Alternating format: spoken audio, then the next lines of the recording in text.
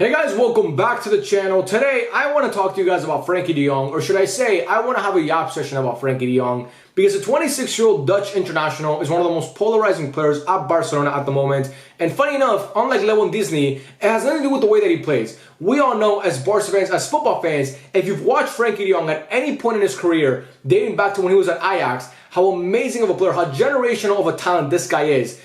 It has more to do with the fact that we as Barca fans are split down the middle on whether the club should keep him or sell him come the summertime. And today, I want to talk to you guys about that whole situation and give you guys my take and what I think Barca should do with Frenkie de Jong in the summertime, and really about the whole club overall. I want to talk to you guys about who my Barca untouchables are come the summertime, because obviously, as we know, over the past couple weeks, ever since Xavi announced that he was stepping down, there's been a lot of reports that came out about how Joan Laporta, Deco, and the board want to do a total squad overhaul in the summer. They want to get rid of a bunch of players, bring in a bunch of new players. And today I want to tell you guys again who in my opinion, Barca cannot afford to sell under any circumstance.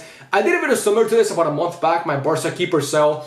But in that video, I was mostly talking idealistically, not really realistically, because as we know, in an idealistic, in a perfect world, I would keep most of Barca's great players. But as we know, we cannot afford to do that because Barca are in financial ruins right now, and this club is going to have to let some good players go, as much as we don't want to hear that. So yeah, today we're going to talk about it more realistically, not really about who we should sell, but who we have to keep no matter what. And yeah, because I want to say this one more time. I want to reiterate it one more time to really drive the point home. I've said this in a couple of videos in the past, but again, I want to say it one more time.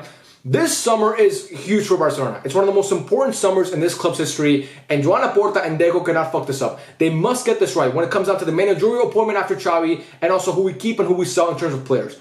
One small mistake, and this club could be fucked for the next 10, 15 years. But one home run, and we could become again the greatest club in the world.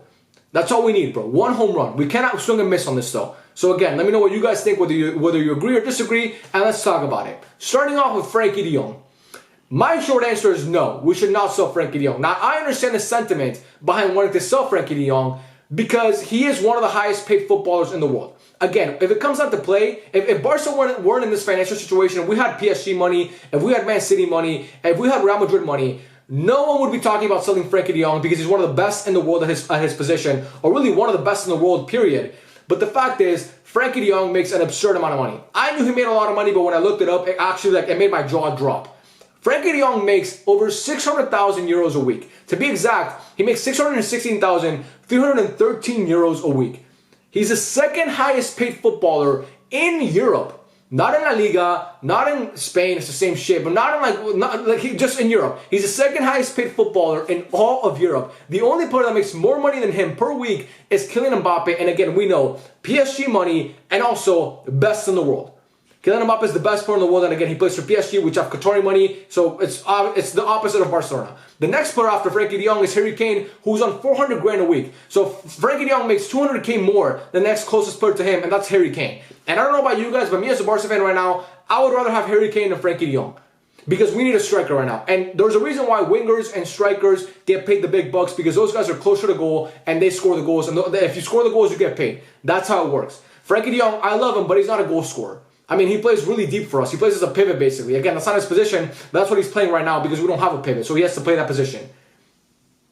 So 600k a week is crazy. But again, we got to blame Bartomeu for that. Bartomeu signed him to that contract, and I'm not going to blame Frenkie de Jong for taking that money, because you offer anybody in the world, I don't care if you're Jeff Bezos, you offer them 600k a week and they're taking that money no matter what. And Frenkie de Jong probably thinks that he deserves that money because, he's confident in his ability, and he should be because he made it to this level and he's playing for Barcelona. So Frenkie de Jong, to me, again, I understand the sentiment behind wanting to sell him because he makes a fuck ton of money. It's an absurd amount of money. But when you have a guy like Frenkie de Jong, who's one of the best players in the world, you don't let that guy go, especially when he's just about to enter his prime, or just in his prime, just entering his prime right now. Frenkie de Jong is 26, about to go on 27, which is young for footballers. Footballers usually hit their peak around this age. It's not 21 or 22, it's usually around this age. And he is so amazing, bro. You want to make money. So you want as a football club, you want to make as much money as possible to sign a guy like Frenkie de Jong, and we have him right now. Now I understand that Man United or Man City or Chelsea or any of these teams in England or any league in the world would pay a fuck ton of money to have Frenkie de Jong, and I get that, bro. And I get that Barca need the money right now. You could get probably up to 120 million for Frenkie de Jong. But to me, bro, I wouldn't giving up one of the best players in the world about to enter his prime. I don't want to do that. And usually when you see players in their prime, one of the best in the world, leave to another club, they're usually taking a step up. There is no step up after Barcelona. I don't care what people say, financial situation, all this shit. When it comes to relevancy and biggest clubs in the world, it's Barcelona and it's Real Madrid. Players dream of playing for those two teams. Every player dreams of playing for those two teams. When Ronaldo went from Man United to Real Madrid, believe it or not, Man United fans, that's a step up. Man United is a huge club. It's not Real Madrid. When Gareth Bale went from Spurs to Man United to Real Madrid, a step up. Neymar went from Santos to Barcelona, a step up. Suarez went from Liverpool to Barcelona. Believe it or not, Liverpool fans, I hate to say it, it's a step up.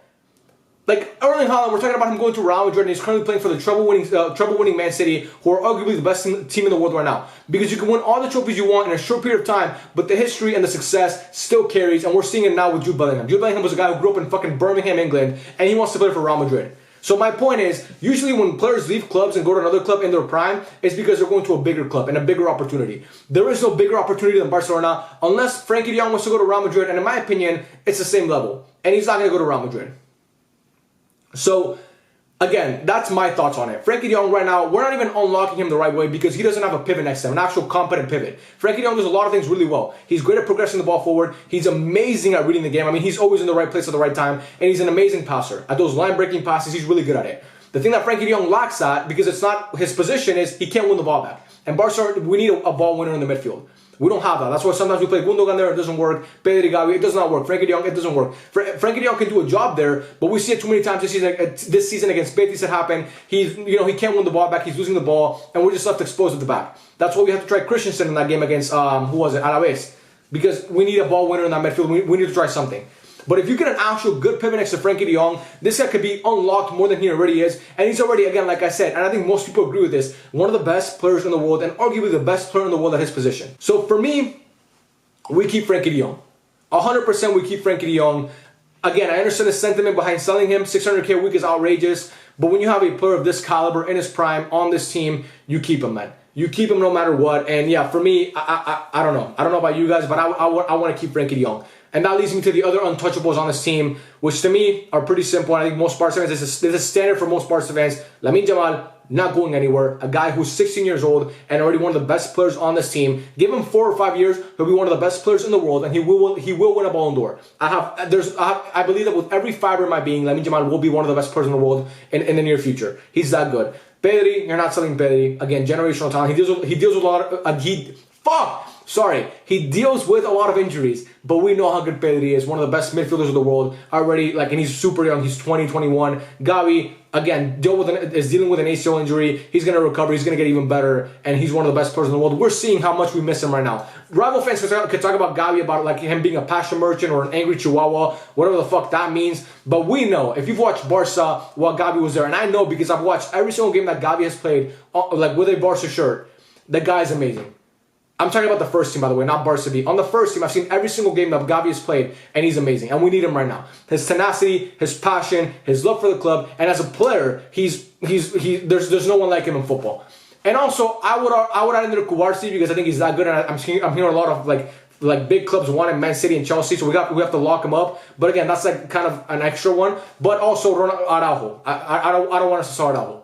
Bayern Munich want him, all these clubs want him, you're not selling Araujo. One of the best center backs in the world, and this guy's just going to keep getting better, and he's a future captain for this team. So my untouchables are Frenkie de Jong, Pedri, Gavi, Lamine Yamal, and Ronald Araujo. Those 5 players. Everybody else, you can make something happen with them. And that includes Ferran Torres, that includes Rafinha, that includes obviously and hopefully Lewandowski, that includes Romeo, of course, that includes Jules Koundé, who I love, but again, I wouldn't be opposed to letting him go for the right price tag. That includes Alejandro Valde, who last season I would have told you, no, we can't sell Alejandro Valde. But this season, with the year that he's been having, and also with his injury that he's gonna be out for the rest of the year, I would say, see what you can get for him. We thought as Barca fans, Ansu Fati was untouchable for a long period of time, and look at him now, he's on loan at Brighton. So for me, I'm seeing these 5 players are not on this team. Frenkie de Jong, I get him, and he makes a lot of money. I understand that, but you don't let a player like this go. Not in his prime. Not in his prime. You don't let a guy like this go. This is a guy that you build around. Frenkie de Jong is a cornerstone piece. You build around Frenkie de Jong. And every club in Europe has untouchables, man. Like, if you ask City fans, who you're not selling, Phil Foden, probably Julian Alvarez, maybe Haaland and De Bruyne. That's who they're not selling. Or maybe Rico Lewis as well, because he's been playing well for them. If you ask, not Chelsea fans, because whatever, fuck them. If you ask, not Chelsea fans, not fuck you, but Chelsea have a bunch of players, and it's a dumpster fire over there right now. Arsenal fans, they're not selling Saka, they're probably not selling Declan Rice, and they're not selling Saliba.